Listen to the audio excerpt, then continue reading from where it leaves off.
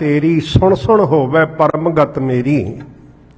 जलन बुझी शीतल होए मनुआ, सतगुर का दर्शन पाए जियो। गुर जहाज खेवट गुरु, गुर बिन तरिया न कोई। गुर प्रसाद प्रभ पाइए, गुर बिन मुक्त न होए। पूरा प्रभ आराध्या पूरा, जाका नाओ नानक पूरा पाया, पूरे के गुण गाओ।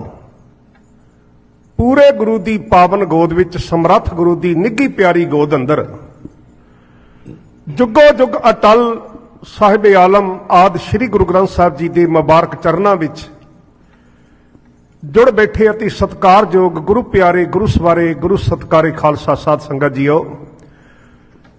जिन्नियां भी गुरसिख संगतां माई भाई बड़े अदब सत्कार दे नाल सोदर संध्या के सुहावने समय अंदर समाधियां ला करके नाम भगती सिमरन विच जुड़ के गुरु कीआं कथा कहानियां गुरमत विचारां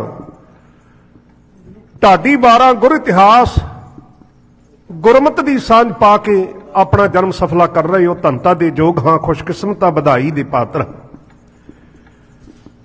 जिस अकाल पुरख वाहिगुरु ने महान कृपा की सुभाग समा प्रदान किया है, आओ एक बारी उसकी खिदमत में चुकीए।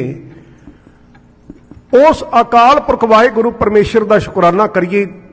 धन धन श्री गुरु ग्रंथ साहिब महाराज जी नूं नतमस्तक होंदे होए गुरु साहिब जी की पावन गोद विच अपने मनां की हाज़री लगवाउण का यतन करदिआं गुरु कलगीधर दशमेश पिता जी की रहमत बख्शिश प्राप्त करिए। वाहिगुरु का सिमरन फतेह के रूप में उच्चारण करके भागां वाले बन गए, कोई भी रसना बांझी ना रह जाए।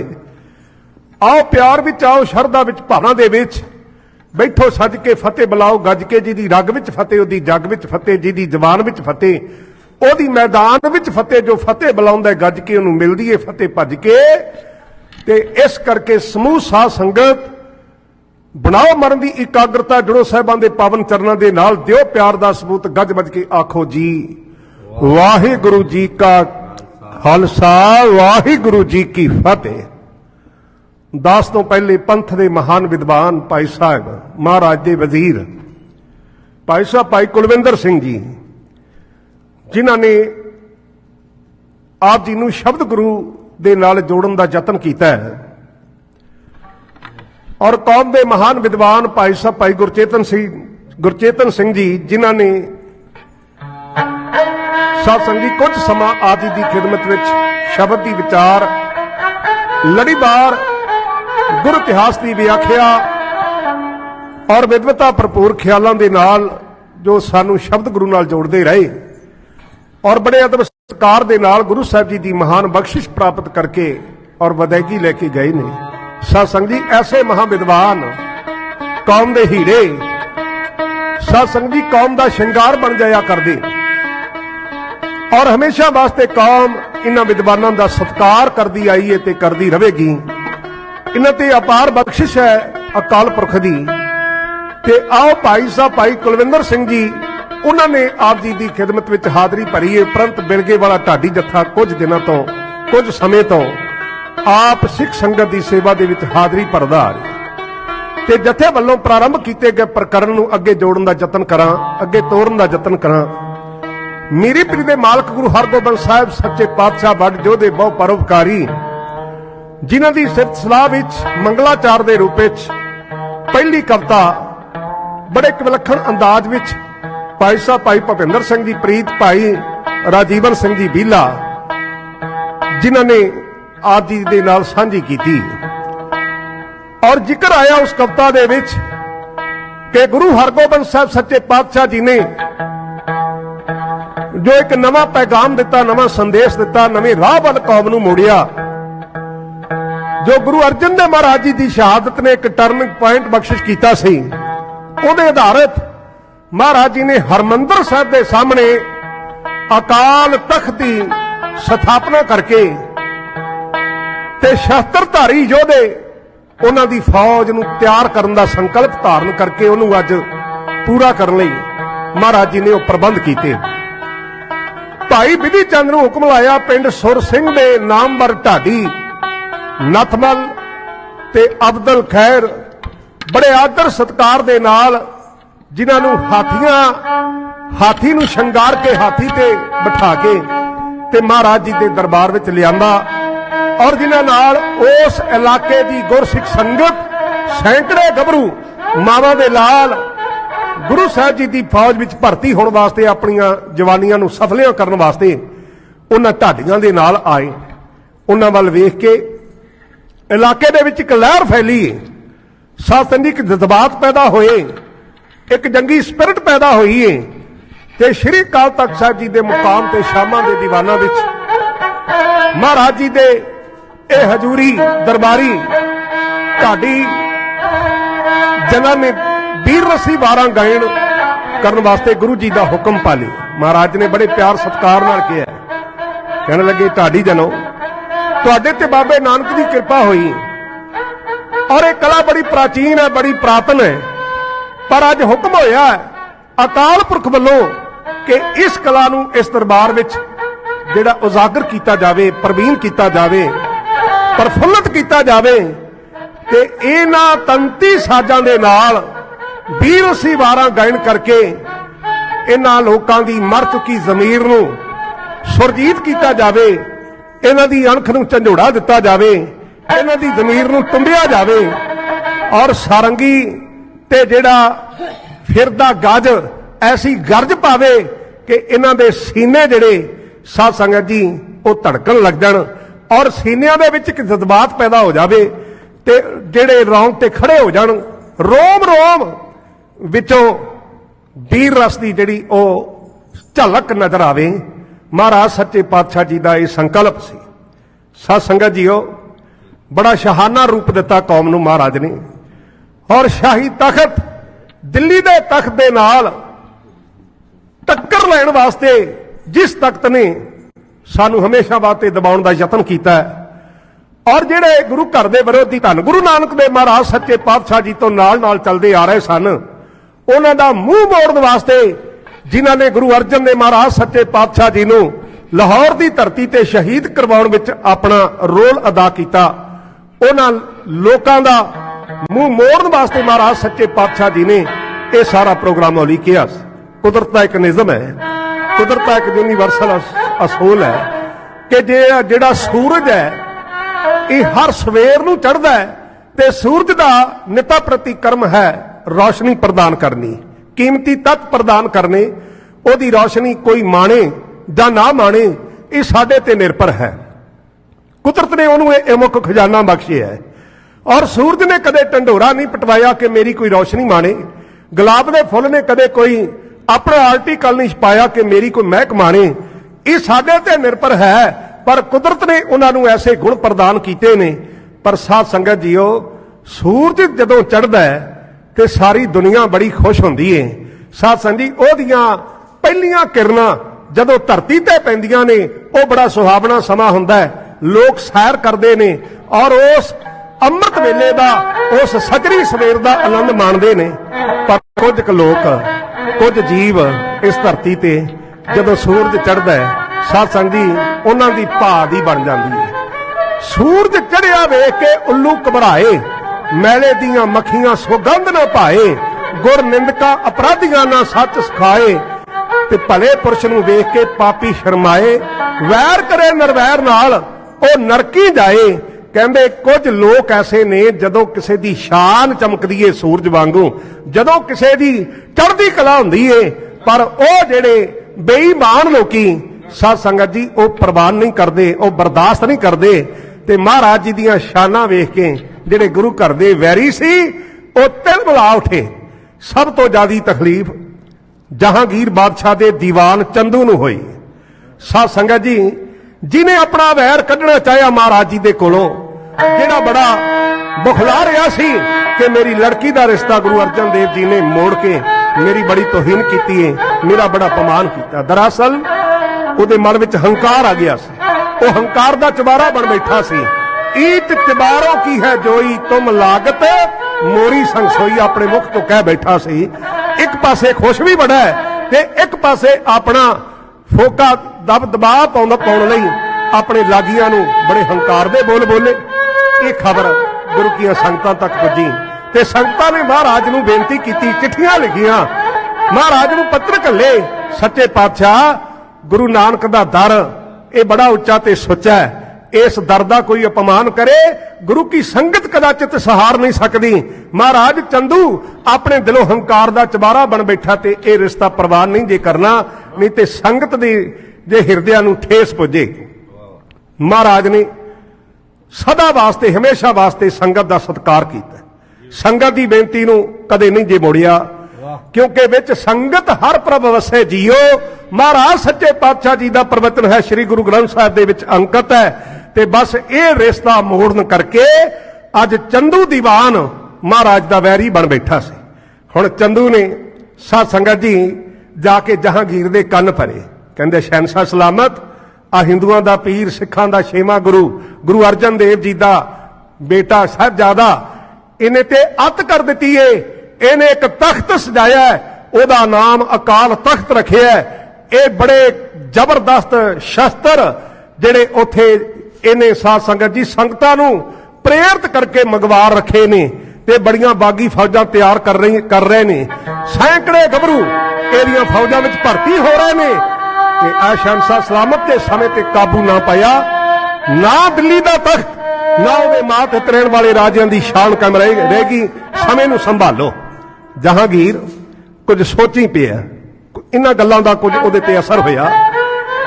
उहने यकदम फैसला लिया कि गुरु हरगोबिंद साहिब उहदे ते फौजां चढ़ा दित्तियां जाण और हल्ला बोलिया जावे ते हुणे उहनूं दबा दित्ता जावे। इस वाधी लहर नूं, इस बगावत नूं एकदम बंद कर दित्ता जावे। पर उसदे वजीर, उसदे जिहड़े एहलकार सन जिन्हां ने गुरु घर नूं नेड़े होके वेखिया, जिन्हां ने सिखां दे कोलों सिखां दी जबानी महाराज जी दे डर दीयां सिफतां सुणीआं सन, उन्हां दा किसे नाल वैर नहीं, उन्हां दा किसे नाल विरोध नहीं। वो किसी भी धर्म के खिलाफ गुरु ग्रंथ साहिब दे विच उन्हां ने कोई भी शब्द नहीं लिखिया। ते जहांगीर आप ही साध संगत जी इस दा मुतालिया कर बैठा सी। अकबर बादशाह ने इसकी पड़चोल कर लई सी और यह गल देश के कोने कोने ते जंगल की अग वांग साध संगत जी फैल चुकी सी। पर जहांगीर फिर भी एकदम तैयार होया। वजीर खान ते किंच बेग इन्हां ने समझाउणा कीता है। कहने लगे बादशाह सलामत तुहाडे तक जो पहुंचाया गया, तुहाडे तक तुहाडे कन्नां तक जिहड़ी आवाज पुजी है वो सरासर झूठी है। दरअसल वजीर खां और किंच बेग इन्हां ने वेख्या कि चंदू दीवान बादशाह दे बहुत नेड़े नेड़े हुंदा जांदा है। जे इन्ना नेड़े हो गया कि जिथे साडी कोई भी मुक्त नहीं होवेगी, इस करके इनू पिछे हटाउणा चाहिए। वो भी मौका भर रहे सन। महाराज सच्चे पातशाह जी दी शान विच वो बोले। वजीर खां और किंच बेग कहने लगे ऐसा नहीं महाराज, बादशाह जी ऐसा नहीं। ते बादशाह एक गल नाल सहमत होया। कहंदा वजीर खां और किंच बेग जे तुसीं अपनी कला दे नाल उस गुरु हरगोबिंद साहिब नूं मेरे कोल मेरे दरबार विच ले आओ ते मैं उन्हां दे नाल कुछ वार्तालाप करनी चाहुंदा है। और जे मेरे मन की तसल्ली हो गई भी उन्हां दा किसे नाल कोई वैर नहीं, कोई विरोध नहीं, वो हर धर्म नाल प्यार करदे ने ते मेरा फिर उन्हां ते कोई भी गिला नहीं होवेगा। और ऐसा ही होया। एक लंबा प्रसंग, लंबा प्रकरण है। साध संगत जीओ, वो बादशाह तक महाराज सच्चे पातशाह जी नूं लेके गए और जदों बादशाह ने दर्शन किए गुरु हरगोबिंद साहब सच्चे पातशाह दे, ओदे मन की तसल्ली हुई। पर गुरु घर दे विरोधी फिर भी चैन नाल नहीं बैठे। ये मुड़ के साध संगत जी फिर बादशाह दे कन्न भरदे रहे। इधर साध संगत जी गुरु हरगोबिंद साहब सच्चे पातशाह अपनी मंजिल वल वधदे। श्री अमृतसर की धरती ते महाराज सच्ची गल सियाणे एक आखदे ने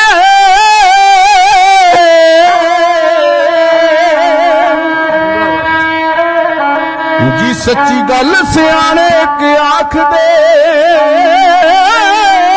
ने ते मौका पैन ते बदी बरियार कर दे। लोभ जिन्ना दे दिलां ते राज कर दे, ओ नहीं किसे दे नाल प्यार कर दे।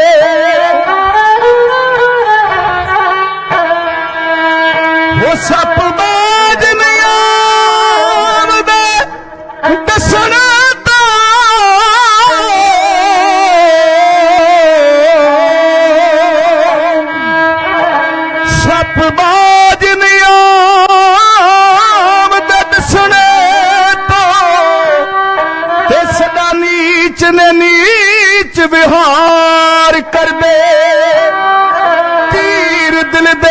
ਮੁਕਾਰ ਹੁੰਦੇ, ਤੀਰ ਦਿਲ ਦੇ ਜਿਹੜੇ ਮੁਕਾਰ ਹੁੰਦੇ, ਤੇ ਉਹ ਟੱਕਦੇ ਨਹੀਂ ਭਲੇ ਦੀ ਕਾਰ ਕਰਦੇ ਜੀ, ਉਹ ਟੱਕਦੇ ਨਹੀਂ ਭਲੇ ਦੀ ਕਾਰ ਕਰਦੇ।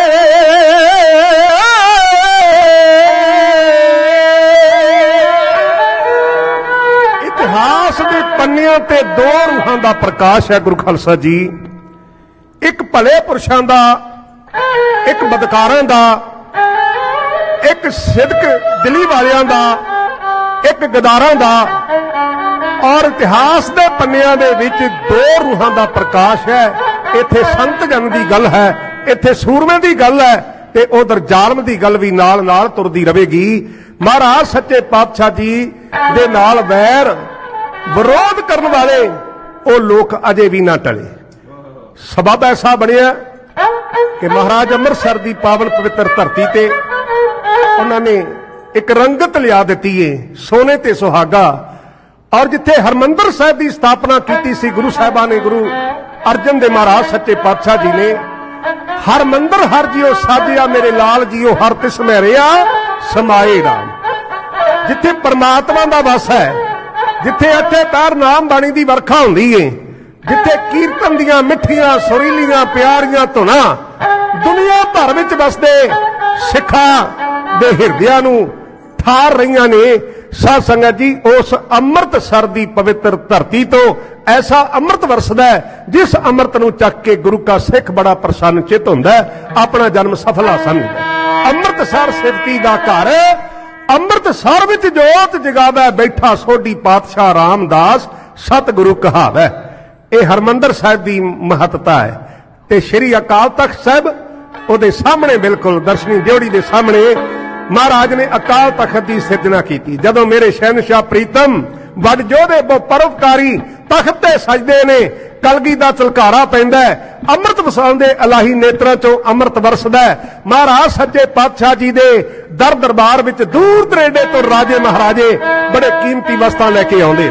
ਹਜ਼ੂਰ ਦਾ ਹੁਕਮ ਸੀ, ਪ੍ਰੇਰਣਾ ਸੀ, ਭਾਈ ਜਿੱਥੇ ਪਹਿਲੇ ਤੁਸੀਂ ਅੰਨ ਪਦਾਰਥ ਲੈ ਕੇ ਆਉਂਦੇ ਹੋ, ਰਸਤਾਂ ਬਸਤਾਂ ਲੈ ਕੇ ਆਉਂਦੇ ਰਹੇ ਹੋ, ਗੁਰੂ ਨਾਨਕ ਦੇ ਦਰ ਦੀਆਂ ਖੁਸ਼ੀਆਂ ਹਾਸਲ ਕਰਦੇ ਰਹੇ ਹੋ, ਉੱਥੇ ਅੱਜ ਸਮੇਂ ਦੀ ਮੁੱਖ ਲੋੜ ਹੈ ਕਿ ਨੌਜਵਾਨ ਵੀਰ ਇਸ ਫੌਜ ਵਿੱਚ ਭਰਤੀ ਹੋਵਣ। ਖਾਸ ਕਰਕੇ ਮਹਾਰਾਜ ਨੇ ਆਖਿਆ, ਮੈਂ ਦੇਸ਼ ਦੀਆਂ ਮਾਵਾਂ ਦੇ ਚਰਨਾਂ ਵਿੱਚ ਬੇਨਤੀ ਕਰਦਾ ਹਾਂ ਕਿ ਮਾਵਾਂ ਆਪਣੇ ਪੁੱਤਰਾਂ ਨੂੰ ਇਸ ਧਰਮ ਯੁੱਧ ਮੋਰਚੇ ਦੇ ਵਿੱਚ ਭਰਤੀ ਕਰਵਾਉਣ। ਜਿਸ ਮਾਂ ਦੇ 5 ਸਾਹਿਬਜ਼ਾਦੇ ਨੇ, 5 ਪੁੱਤਰ ਨੇ, ਉਹ ਘੱਟੋ ਘੱਟ ਇੱਕ ਪੁੱਤਰ ਨੂੰ ਇਸ ਧਰਮ ਯੁੱਧ ਮੋਰਚੇ ਦੇ ਵਿੱਚ ਜ਼ਰੂਰ ਸ਼ਾਮਲ ਕਰਨ, ਉਹਨਾਂ ਦੀ ਜ਼ਿੰਦਗੀ ਸਫਲ ਹੋਵੇਗੀ। ਤੇ ਸਿੱਖ ਮਾਵਾਂ ਤੇ ਇੱਕ ਪਾਸੇ ਉਹਨਾਂ ਨੇ ਤੇ ਚਾਵਾਂ ਨਾਲ ਆਪਣੇ ਹੀਰੇ ਲਾਲਾਂ ਨੂੰ, ਆਪਣੇ ਸੋਹਣੇ ਸੁਨੱਖੇ ਪੁੱਤਰਾਂ ਨੂੰ ਮਹਾਰਾਜ ਜੀ ਦੀ ਫੌਜ ਵਿੱਚ ਭਰਤੀ ਕਰਵਾਇਆ। ਇੱਥੋਂ ਤੱਕ ਕਿ ਇਸਲਾਮ ਦੀ ਦੁਨੀਆ ਤੱਕ ਜਦੋਂ ਇਹ ਪੈਗਾਮ ਪੁੱਜਿਆ, ਪਿੰਡ ਆਲਮ ਦੇ ਰਹਿਣ ਵਾਲੇ ਗਲਜਈ ਖਾਨਦਾਨਾਂ ਵਿੱਚੋਂ ਭਾਈ ਪੈਵੇਂ ਖਾਨ ਦੀ ਮਾਂ ਆਪਣੇ ਛੋਟੇ ਜਿਹੇ ਪੁੱਤਰ ਨੂੰ ਗੋਦੀ ਵਿੱਚ ਲੈ ਕੇ ਗੁਰੂ ਪਾਤਸ਼ਾਹ ਜੀ ਦੇ ਚਰਨਾਂ ਵਿੱਚ ਆ ਕੇ ਹਾਜ਼ਰ ਹੋਈ ਸੀ। ਆਖੋ ਸਤਨਾਮ ਸ਼੍ਰੀ ਵਾਹਿਗੁਰੂ। ਮਹਾਰਾਜ ਜੀ ਦੇ ਪੈਗਾਮ ਨੂੰ ਚੰਗਾ ਜਾਣਿਆ ਔਰ ਸ੍ਰੇਸ਼ਟ ਜਾਣਿਆ।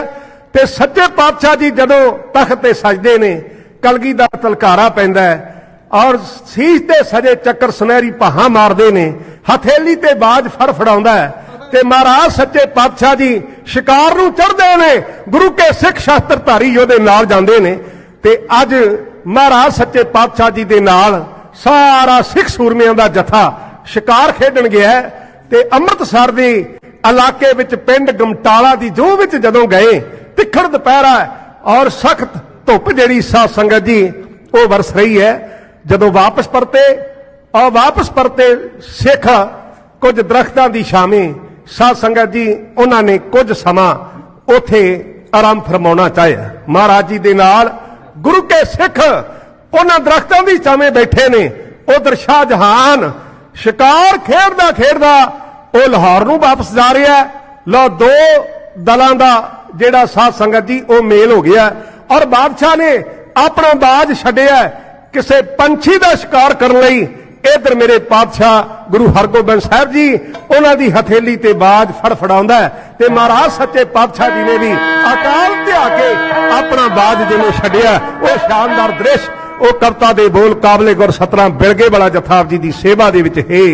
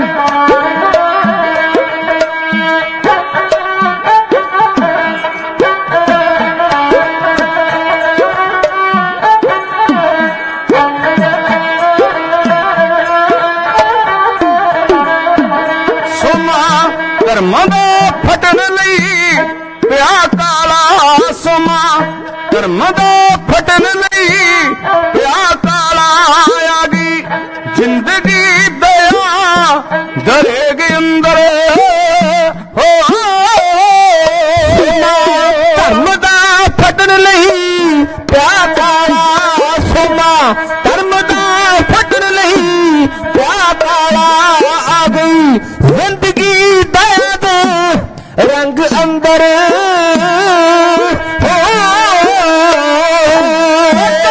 ਦਰਸ਼ਕਾਰ ਦੇਵ ਨੇ ਜੋਸ਼ ਖਾਦਾ, ਜੋਸ਼ ਖਾਦਾ, ਜੋਸ਼ ਖਾਦਾ ਤੱਕੇ ਦਰਸ਼ਕਾਰ ਦੇਵ ਨੇ ਜੋਸ਼ ਖਾਦਾ, ਖੂਨ ਧੜਕਿਆ ਦਿਲ ਦੀ ਦੇਗ ਅੰਦਰ ਹੋ।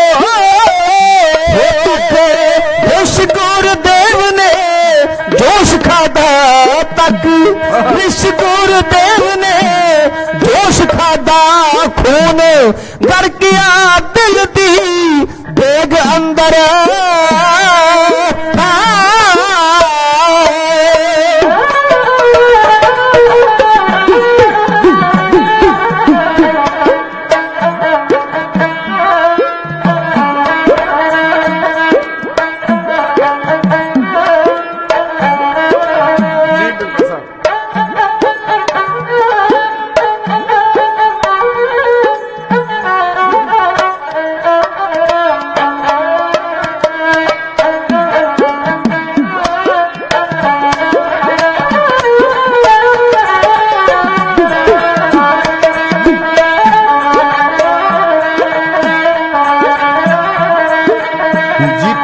बन के बिजलियां हो लिश्क पियां हो।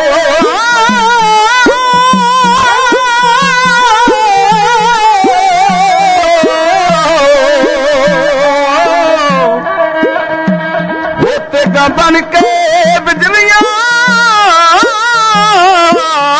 लिश्क पियां, तेगा बन के बिजलियां लिश्क पईयां, तेगा बन के बिजलियां लिश्क पईयां, सूरम गति दे गरज दे मेघ अंदर हो। तेगा बन के बिजलियां लिश्क पईयां, लिश्क पईयां, लिश्क पईयां, तेगा बन के बिजलियां लिश्क पईयां, सूरम गति दे गरज दे मेघ अंदर।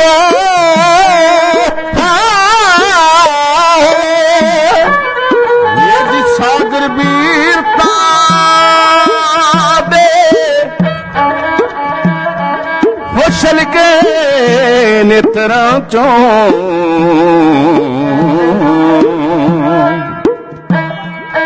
ਨੇਤਰਾਂ ਚੋਂ ਨੇਤਰਾਂ ਚੋਂ ਸ਼ਾਹੀ ਰੱਖ ਵਿੱਚ ਸਤਿਗੁਰਾਂ ਨੇ ਪਹੁੰਚੇ ਤੇ ਕਰਨ ਵਾਸਤੇ ਭਾਲ ਸ਼ਿਕਾਰ ਦੀਏ ਕੋਝਾ ਖੇਲ ਇੱਕ ਹੁੰਦਾ ਦਰਿੰਦਗੀ ਦਾ ਤੇ ਨਜ਼ਰ ਪੈ ਗਿਆ ਸੱਚੀ ਸਰਕਾਰ ਦੀਏ ਹੋਵੇ ਨਪਾਲ ਮਸੂਮ ਕਬੂਤਰੀ ਤੇ ਜ਼ਾਲਮ ਬਾਜ ਇੱਕ ਕਹਿਰ ਗੁਜ਼ਾਰ ਦੀਏ ਵੇਖ ਤੜਫਿਆ ਸਾਗਰ ਦਿਆਲਤਾ ਦਾ ਤੇ ਡੋਰ ਬਾਜ ਦੀ ਸਤਿਗੁਰਾਂ ਖੋਲ ਦਿੱਤੀ ਮੱਧੂ ਸ਼ਾਂਗੀਆ ਗੁਰਾਂ ਦੀ ਬਾਜ ਨੇ ਜਾ ਮੱਧੂ ਸ਼ਾਂਗੀਆ ਗੁਰਾਂ ਦੀ ਬਾਜ ਨੇ ਜਾ ਤੇ ਸ਼ਾਹੀ ਬਾਜ ਫੜ ਧੌਣਾ ਮਦੋਲ ਦਿੱਤੀ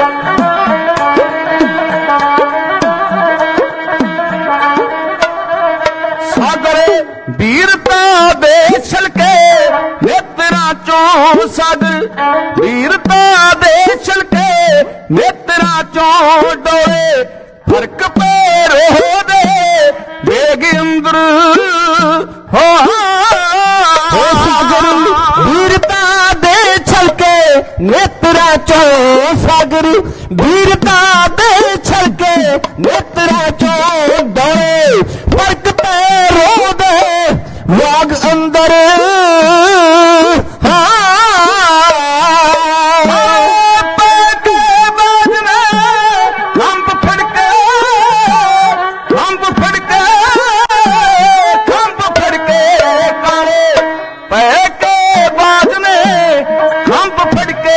ਛੱਡੀ ਗੁਰ ਗੁਰਦੇਵ ਉਡਾ ਦਿੱਤਾ ਗਾਏ ਪੈ ਕੇ ਬਾਜ਼ ਨੇ ਖੰਭ ਫੜ ਕੇ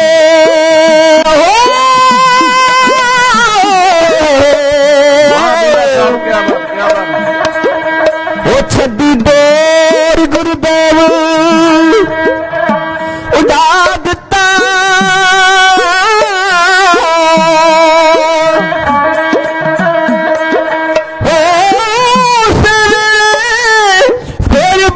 ਦੀ ਜਗ ਛਿੜ ਪਈ ਹੈ ਕੌਤਕ ਸ਼ਹਿਨਸ਼ਾਹ ਨਵਾਂ ਰਚਾ ਦਿੱਤਾ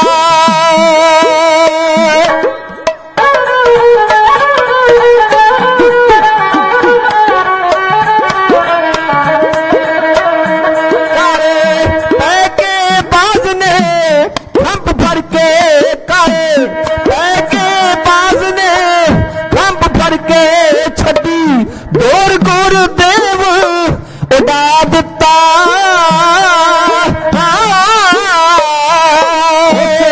ਵੇਲੇ ਫੇਰ ਬਾਜਾਂ ਦੀ ਜੰਗ ਛਿੜ ਪਈ ਉਸੇ ਵੇਲੇ ਫੇਰ ਬਾਜਾਂ ਦੀ ਜੰਗ ਛਿੜ ਪਈ ਕੋਟਕ ਸ਼ਹਿਨਸ਼ਾਹ ਨਵਾਂ ਰਚਾ ਦਿੱਤਾ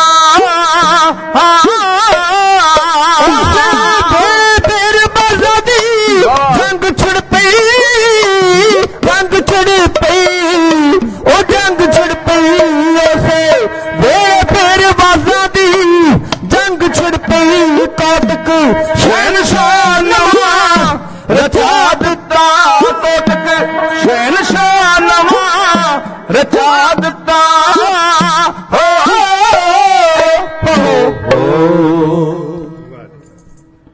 ਸਤਿਕਾਰਯੋਗ ਗੁਰੂ ਖਾਲਸਾ ਜੀ, ਅੱਗੇ ਕੀ ਕੁਝ ਹੋਇਆ ਰਹੋ ਵਿਚਾਰ ਲੜੀਵਾਰ ਪ੍ਰਸੰਗ ਅਗਲਾ ਪ੍ਰਕਰਨ ਅਗਲੇ ਦੀਵਾਨਾਂ ਵਿੱਚ ਸਾਂਝਾ ਕੀਤਾ ਜਾਵੇਗਾ।